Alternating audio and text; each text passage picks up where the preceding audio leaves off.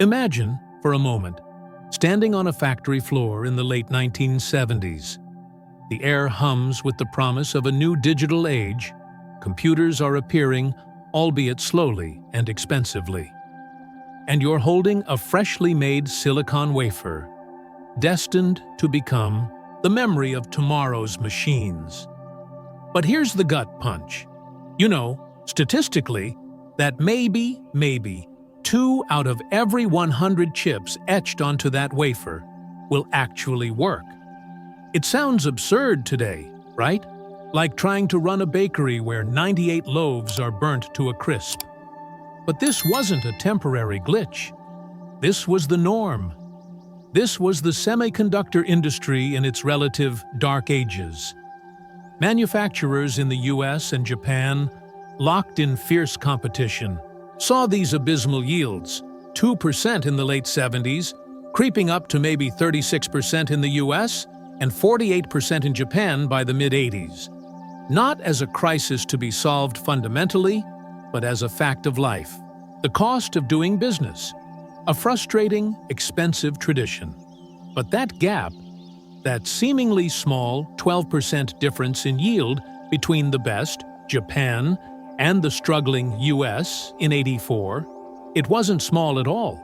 It accounted for a staggering 80% of the cost difference per chip. Think about that. A difference of 12 working chips per wafer could make or break a company, a market share, perhaps even a nation's technological future. It hammered home a brutal truth. In the unforgiving world of microelectronics, efficiency isn't just a nice-to-have. It is survival. It is everything. Why was it so hard? Well, making a chip is quite possibly one of the most intricate manufacturing processes humanity has ever devised. Forget baking a multi-layered cake. This is like baking a cake with 1,000,000 layers, each one thinner than a human hair, requiring perfect alignment, precise chemical reactions, and environments cleaner than an operating room. We're talking about etching patterns measured in microns. In the 70s and 80s, a micron is a millionth of a meter. That's tiny. Today, we're down to nanometers, a billionth of a meter. But even back then, at 6 microns, a single stray particle of dust, a microscopic scratch, a slight variation in a chemical bath, or a misstep in transferring the pattern from a template. Any one of these could ruin dozens, hundreds, sometimes thousands of potential chips on a single wafer. The processes were complex, yes, but the real problem was the lack of visibility. How do you fix something you can't reliably see? How do you improve when failure is so rampant, so expected, that it feels like an unavoidable force of nature? This struggle, this acceptance of good enough, because the problem feels too big, too complex to fix. It resonates deeply, doesn't it? Think about areas in your own life. Is there a task, a habit, a goal where you've accepted mediocrity? Where you've shrugged and said, that's just how it is? Because peeling back the layers, finding the root cause of the problem, feels overwhelming? The story of chip yields in the 70s and 80s is a powerful reminder that progress, true progress, often begins with a simple, stubborn refusal to settle. It starts with looking at the mess and saying, "This isn't good enough. We must find a way." What's one thing in your life right now, maybe a process, a skill, a relationship, where you've been accepting good enough, but deep down, you know there's room for excellence? What would it look like to refuse to settle there? The first step in fixing a problem is seeing it clearly. And in the early days of semiconductors, seeing was a profoundly human task. Picture the scene again. Clean room bunny suits, maybe bulky, goggles, and rows of technicians armed with nothing but optical microscopes and Herculean patience. Their job? To sit for hours, peering through a lens at a silicon wafer, maybe the size of a dinner plate, trying to spot imperfections. trying to find flaws smaller than the width of a human hair, on a surface with millions, maybe billions, of potential defect locations. This wasn't just tedious work. It was physically and mentally punishing. Imagine the eye strain, the aching neck, the sheer, soul-crushing monotony of staring at repetitive patterns for 8 hours straight, trying to maintain focus sharp enough to catch a particle that shouldn't be there. And humans, glorious, flawed humans that we are, just weren't built for this kind of task, at this scale, with this level of required precision and consistency. Studies from the era confirmed what the engineers on the floor already knew. Human inspectors varied wildly. Some were genuinely good, sharp-eyed, meticulous. Others, less so. The difference in effectiveness between the best and worst could be five-fold. Your yield for a batch could literally depend on who was on shift that day. Even the best weren't perfect. Performance peaked about a third of the way into a shift, then nosedived as fatigue, boredom, or simply wandering thoughts took over. The absolute top human inspectors, working under ideal conditions, still missed at least 13% of defects. And that was just the defects they could see. Many critical flaws were smaller than a micrometer, utterly invisible to the human eye, even aided by a microscope. Trying to find these was truly like searching for a single, invisible grain of sand on a beach. Worse than missing defects was the subjectivity. What one inspector flagged as a critical flaw, another might deem an acceptable variation. A tiny smudge, defect, or just background noise? Without objective criteria and consistent application, there was no reliable baseline. This inconsistency was deadly for process improvement. How could engineers figure out what was causing the low yields?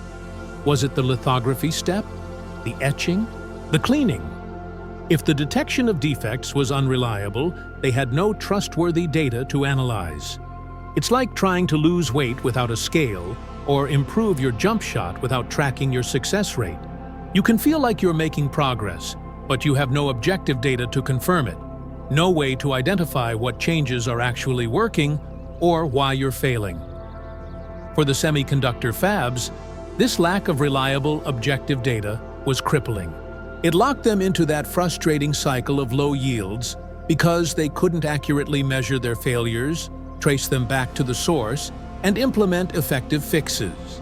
If you can't measure it, you can't improve it. Period. Doesn't this resonate with our own struggles? We've all faced tasks where our human limitations, fatigue, distraction, subjective judgment, hold us back. Maybe it's missing a critical detail on a report because you were tired, or letting your mood affect your consistency with a healthy habit. We rely on our best intentions, our willpower, but sometimes that's simply not enough when faced with complexity, scale, or the need for unwavering objectivity. The lesson from the human inspectors is profound. To truly improve, especially in complex areas, we need more than just effort. We need tools, systems, and processes that amplify our strengths, compensate for our weaknesses, and provide the objective data our subjective minds can't always deliver. What are those areas in your life where you rely solely on willpower or subjective assessment? What tools, maybe a simple checklist, a tracking app, a consistent routine, or even just asking for objective feedback from someone else, could you adopt to overcome those very human limitations and gain clearer insight? As the 1970s progressed, a quiet revolution began to stir, not yet on the wafers themselves, but on their crucial precursors, the photomasks.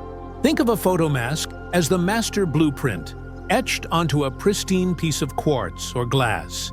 It contains the intricate pattern that will be projected layer by layer onto the silicon wafer. A defect on this mask is catastrophic. It's like a permanent typo on the printing plate. That flaw gets copied onto every single chip, on every single wafer printed from that mask.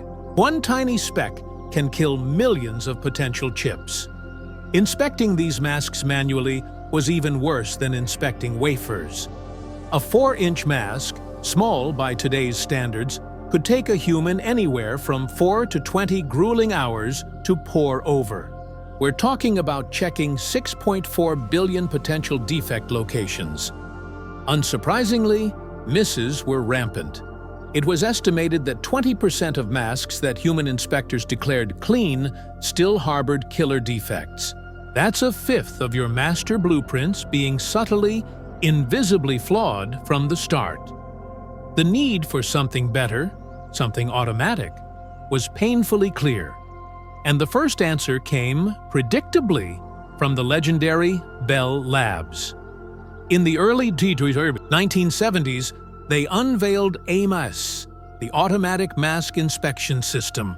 AMIS was groundbreaking, a true pioneer. Its principle was elegantly simple, at least in concept. It would take two identical dies, the individual chip patterns on the mask, and compare them side by side using a laser beam. If the beam encountered a difference between the two images, a missing line in one, an extra spot in the other, it would flag that location as a potential defect. It used relatively coarse 3-micrometer laser spots, but it was a start. Now, AMIS wasn't some sci-fi perfection. It had its own limitations. Early automation is always clunky. Mechanical vibrations, slight temperature changes causing the mask to expand or contract minutely, or even just subtle variations between supposedly identical die patterns could cause false positives. The machine crying wolf, flagging something as a defect that wasn't a killer flaw. It also couldn't detect defects smaller than its 2-micrometer resolution, and it couldn't tell you if a flagged defect was truly fatal or just cosmetic. But despite its imperfections, AMIS was revolutionary for one crucial reason: consistency. It compared images the same way, every time. This consistency, this lack of human subjectivity, meant that for the first time, fabs could get reliable data on the quality of their masks. They could track defect levels over time, see if changes to their mask-making process were actually reducing flaws, and build a quantitative understanding of their blueprint quality. It wasn't perfect detection, but it was reliable measurement. And reliable measurement, even if incomplete, is the bedrock of improvement. AMIS showed that automation wasn't just about speed. It was about introducing the critical element of objectivity and consistency that humans couldn't maintain. Think about the power of consistency in your own pursuits, whether it's tracking your spending habits, monitoring your sleep patterns, or consistently logging your workout progress. Reliable data helps you cut through subjective feelings and see the objective reality. You might feel like you're saving money, but consistent tracking shows you exactly where it's going. You might feel tired, but a sleep tracker shows you the patterns in your rest. AMIS, in its clunky early form, showed that the right tool, even with limitations, could provide the consistent data needed to turn an art into a science. It wasn't about replacing humans entirely, but giving them the data they needed to make smarter decisions and identify the real problems. Where in your life could consistent, objective tracking reveal hidden patterns or problems you're currently missing?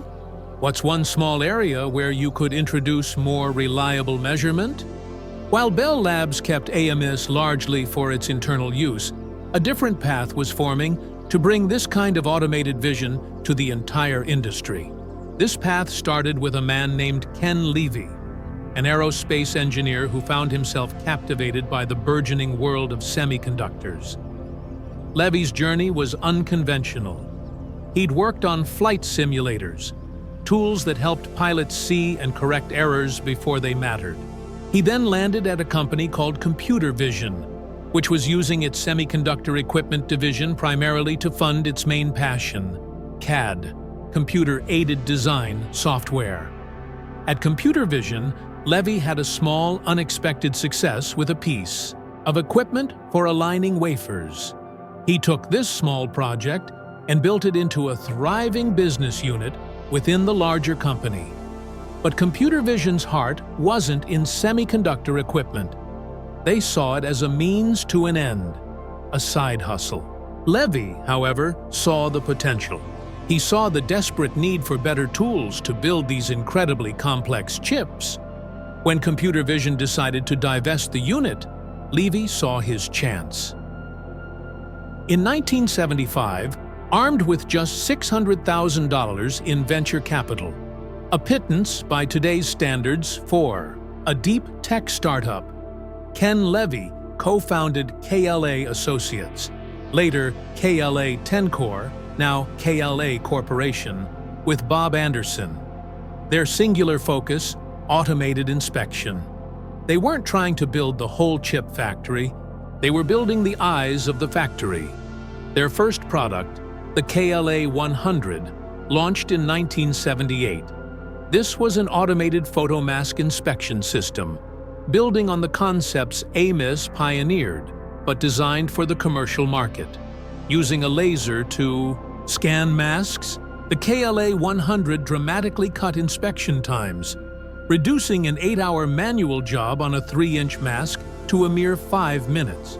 Later models, the KLA 200 series, added the ability to compare the mask pattern not just to an adjacent die, but to the original digital design data, ensuring the mask was a true, faithful reproduction of the engineer's intent. These KLA tools did more than just speed things up. They revealed a harsh, inconvenient truth. The mask quality was far worse than anyone had truly understood. When the KLA 100 started scanning masks consistently and objectively, defect densities, the sheer number of flaws per square centimeter, turned out to be significantly higher than estimated by fallible human inspection. It was like getting glasses for the first time and realizing the world was a lot blurrier than you thought. But this revelation, while initially shocking, wasn't despairing. It was empowering. By clearly and consistently identifying defects, fabs could finally start to address them. They could rework the masks to fix flaws, or, more importantly, they could trace the types and locations of defects back to specific steps in the mask-making process.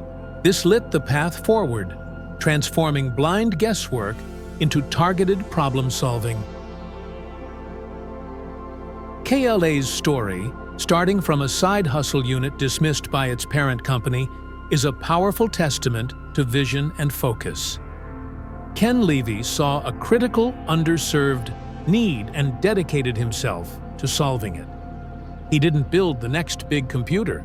He built the tiny, precise tools that made those computers possible.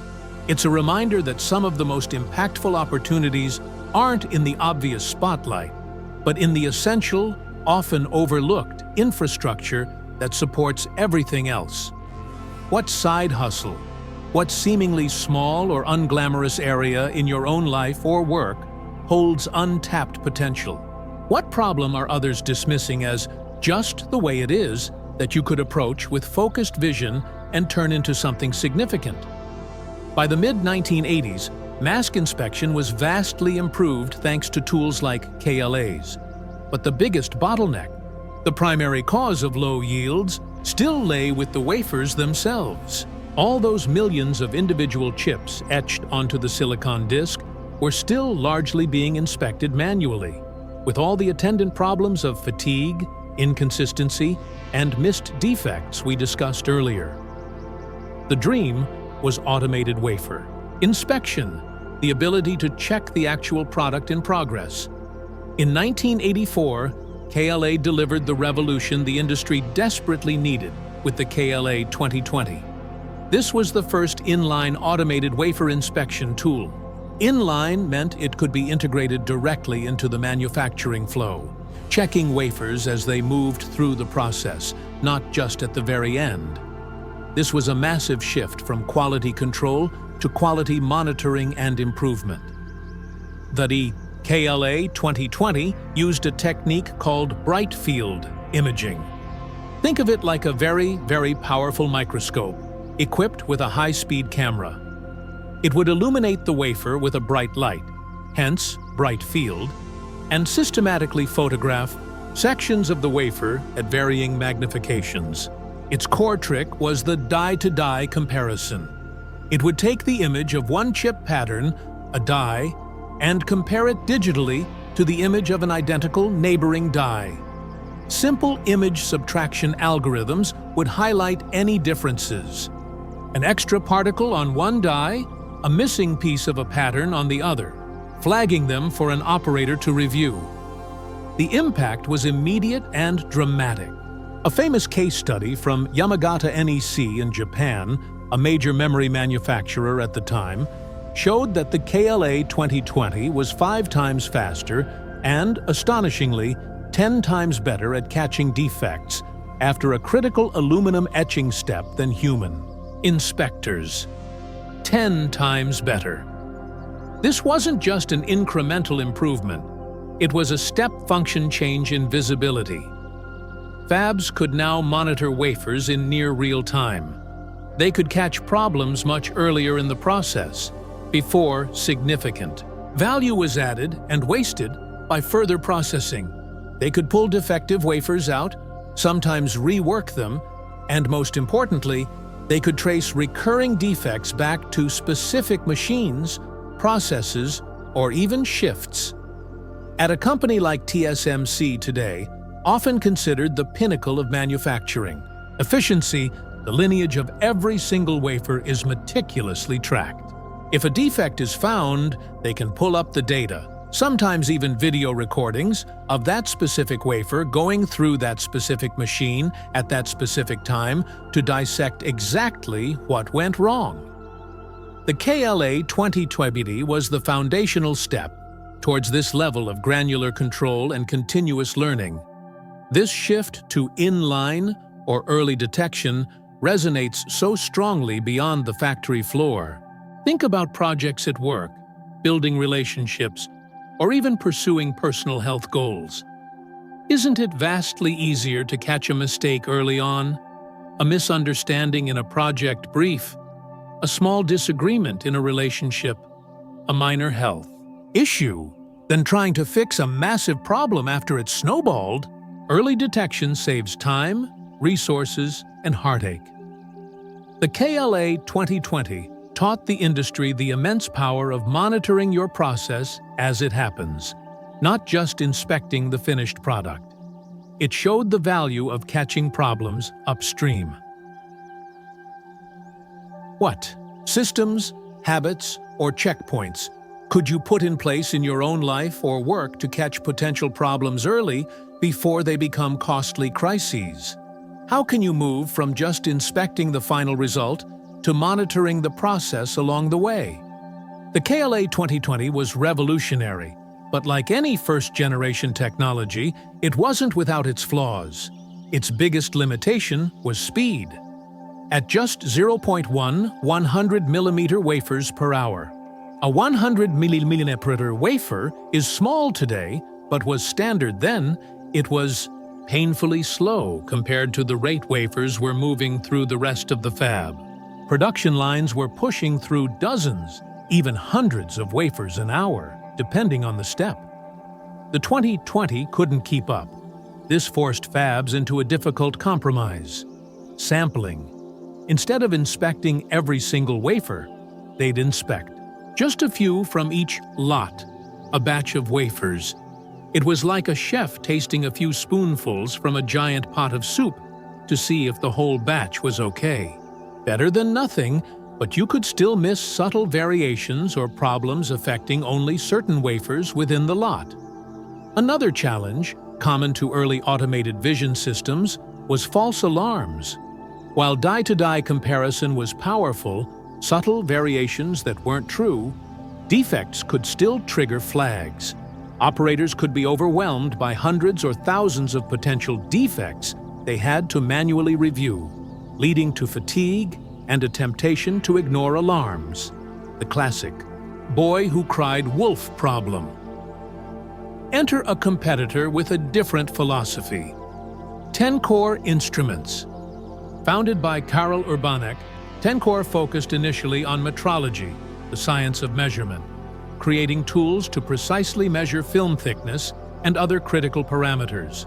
But they also developed inspection tools, taking a different route from KLA's detailed bright field. Tencor's Tencor 7000 used dark field illumination.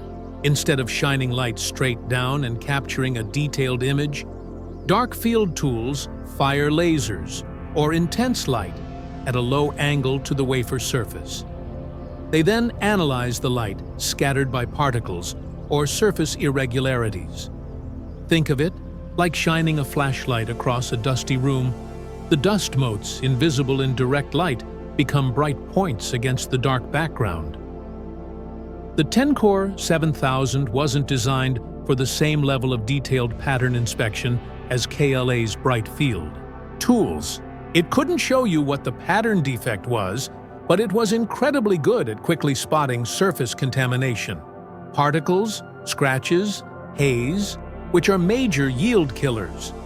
Crucially, it was significantly faster and often cheaper than the complex bright field systems. This created a landscape where both types of tools were essential. KLA's bright field for detailed pattern inspection and defect review, Tencor's dark field for quick, high-throughput particle detection. They complemented each other. The fabs needed both speed and precision. In 1997, recognizing the synergy and wanting to dominate the market, KLA and Tencor merged, forming KLA Tencor, now KLA Corporation, creating the powerhouse that largely defines the inspection market today. A company with a market cap soaring past $100 billion. This balance between speed and thoroughness, between getting a quick overview and doing a deep dive, is a constant theme in life, isn't it? Sometimes you need to quickly scan your inbox to catch the urgent emails, dark field. Other times, you need to sit down and read a complex document meticulously, bright field. You might do a quick cleanup of your living space, dark field for particles, before doing a deep spring clean, bright field for details. The chip industry's journey with bright field and dark field shows that different problems, or different stages of a problem, often require different tools and approaches. And sometimes, the best solution involves using complementary methods. How do you balance the need for speed and a quick overview with the need for thoroughness and deep analysis in your daily tasks or decision-making? Are you using the right tool method for the right job? As chip features continued their relentless march towards smaller and smaller sizes, from microns to submicrons to nanometers, the inspection tools had to evolve just as rapidly. A tool that could see a 1 nanometer diameter, a 1 micron defect was useless when the critical patterns were only 100 nanometers wide. The 1990s brought faster computing power, enabling more sophisticated image processing and faster comparison algorithms. Instead of just comparing images die to die, tools could compare the wafer image to the original design data, catching problems that affected entire areas or were inherent in the design transfer. By the 2000s, imaging technology advanced significantly. Tools moved away from older CCD, charge-coupled device sensors, to faster, more sensitive CMOs, complementary metal oxide semiconductor sensors. The same basic technology that powers the camera in your smartphone, but highly specialized for manufacturing. This allowed for faster image acquisition and more onboard digital processing. Light sources also became far more sophisticated. KLA pioneered broadband plasma, BBP systems. Instead of a single laser color, these systems used lasers to excite a gas, creating a plasma that emits light across a wide spectrum of wavelengths. Shining light of different colors onto the wafer helped make different types of defects stand out more clearly. It was like having a multicolored flashlight to illuminate hidden flaws. Today, the cutting edge uses deep ultraviolet, DUV, wavelengths, light with a much shorter wavelength than visible light, which is necessary to interact with the tiny features on the wafer. The challenge isn't just about having high resolution, being able to distinguish two tiny points close together. It's about signal-to-noise ratio. Imagine trying to hear a faint whisper in a noisy room. The whisper is the defect signal. The room noise is the background variation on the perfect wafer. The best tools aren't just seeing tiny things. They're making that tiny whisper of a defect stand out clearly against the noise of the correctly built pattern. It's about amplifying the difference, tuning the radio to hear that faint signal clearly. This relentless focus on improving signal-to-noise, on making the invisible visible, even as features shrink, shows how continuous, incremental innovation, focusing on the right metric, can yield staggering results over time. What small, continuous tweaks could you make to your own process? Whether it's studying, practicing a skill, or managing your time, to improve your signal-to-noise. How can you make what's important stand out more clearly from the background noise and distractions? The inspection industry, built on decades of this relentless innovation, is a quiet giant. It's estimated to be a $5 billion market annually. Not as massive as, say, the market for smartphones or even the total semiconductor market, but utterly foundational. Without these specialized tools, the fabs that build our most advanced chips simply couldn't operate. KLA Corporation remains the dominant player in the high-end inspection market, particularly for front-end processes. The front end is where the actual transistors and circuits are etched onto the silicon wafer. It's the part that requires the absolute highest levels of precision and cleanliness. Companies like Applied Materials and Hitachi High-Tech also offer inspection solutions, but KLA holds the lion's share of the most critical segments. But the chip world isn't just about the silicon wafer itself anymore. The back end, assembly, packaging, and testing has become incredibly complex.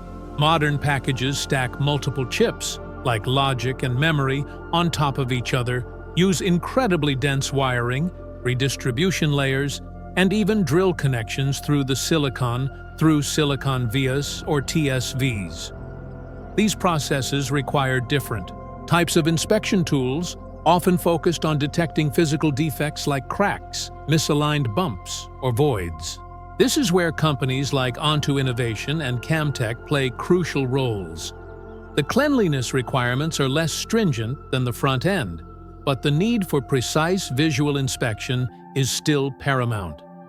This hidden, specialized industry, vital for the functioning of our modern world, is a powerful reminder that some of the most critical work happens behind the scenes. We see the finished product, the sleek smartphone, the powerful laptop, but we rarely think about the complex ecosystem of specialized tools and processes that made it possible. The unsung heroes aren't always the ones building the final product, but the ones building the tools, the infrastructure, the third eyes that ensure quality and enable scalability. What behind-the-scenes efforts, either in your own life, like maintaining healthy habits, managing finances, or continuous learning, or in the world around you, like infrastructure maintenance, educational foundations, or logistics, deserve more recognition and appreciation. What are the quiet, essential tasks that make bigger successes possible? What does the future hold for these silent sentinels? One major area of exploration is the integration of artificial intelligence.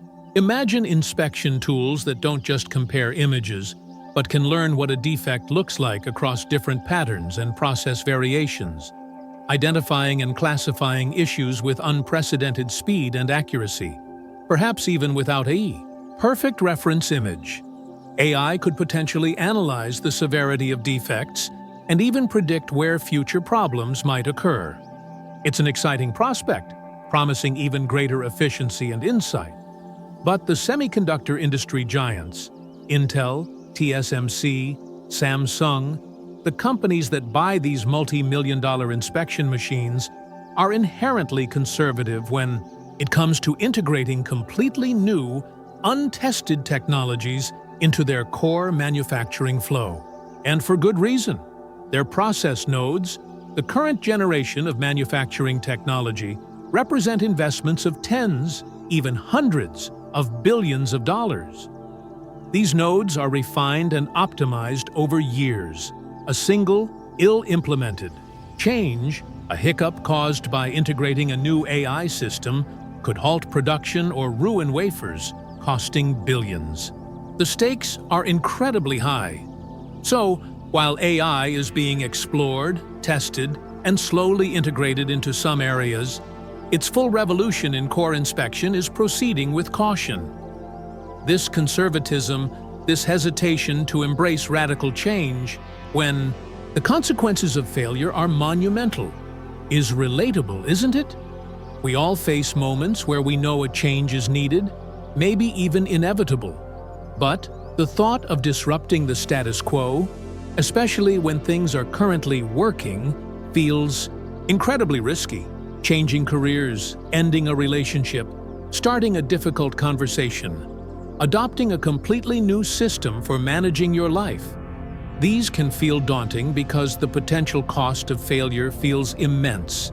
But as the industry slowly embraces AI, it also shows that progress, even in risk-averse environments, requires calculated risks. It requires testing, validating, and implementing change incrementally where possible, building confidence before fully committing. What's one change you've been hesitant to make in your life or work because the stakes feel high? How could you break that change down into smaller, less risky, more calculated steps to test the waters and build confidence? So, the journey from a world where 98% of chips were duds to today, where yields for mature products can exceed 80% or even 90%, is nothing short of a technical miracle. It wasn't achieved overnight. It was a saga of persistence, painstaking effort, and relentless innovation. At the heart of this transformation were those automated inspection tools, AMIS, the KLA 100, the KLA 2020, and the generations that followed. They weren't the machines that built the chips, but they were the machines that allowed the industry to see. They opened the semiconductor world's third eye, revealing the invisible universe of defects that were killing yields and preventing progress. They turned subjective guesswork into objective data, enabling engineers to finally understand why they were failing and how to fix it. But remember, behind every yield curve, behind every automated system, are the thousands of brilliant engineers, technicians, and operators. The tools amplified their potential, yes, but it was their brain power, their dedication, their tireless troubleshooting, and their sheer refusal to accept failure that drove the improvement. It's a technical miracle built on blood, sweat, and human ingenuity, guided by the newfound ability to see. What can we take away from this invisible revolution? First, progress is often a slow, persistent slog. It's not usually one giant leap, but a series of smaller innovations and countless hours of grinding effort, especially in complex systems. Embrace the journey, the continuous refinement. Second, tools are powerful amplifiers, but they require human insight and action. Automated inspection didn't fix anything on its own. It provided the data for humans to fix the processes. The tools in our lives, whether tech or systems or habits, are most effective when wielded mindfully and purposefully. And finally, the most crucial lesson: seeing the invisible. Whether it's a microscopic defect on a wafer or a hidden pattern in your own behavior, a subtle opportunity or a looming risk, requires curiosity, and the courage to look closely. It requires admitting you might not see everything clearly yet, and seeking the tools or perspectives that will shine a light. In your own life, what defects, what inefficiencies, what unchallenged assumptions, what overlooked problems might you be missing because you haven't looked closely enough? Haven't sought the right tool, or haven't dared to see the inconvenient truth? How can you start to shine a light on them? This story makes me think about my own habits, the processes I follow or fail to follow, and how often I probably accept good enough when a little more consistent observation and the right tools could make a world of difference. What about you? What's one tool, whether it's a physical gadget, a digital app, or even just a mental framework or a consistent habit, that has genuinely helped you see something more clearly or improve a process in your life? I'd honestly love to hear about it. Drop a comment below, and let's share our own personal third eyes.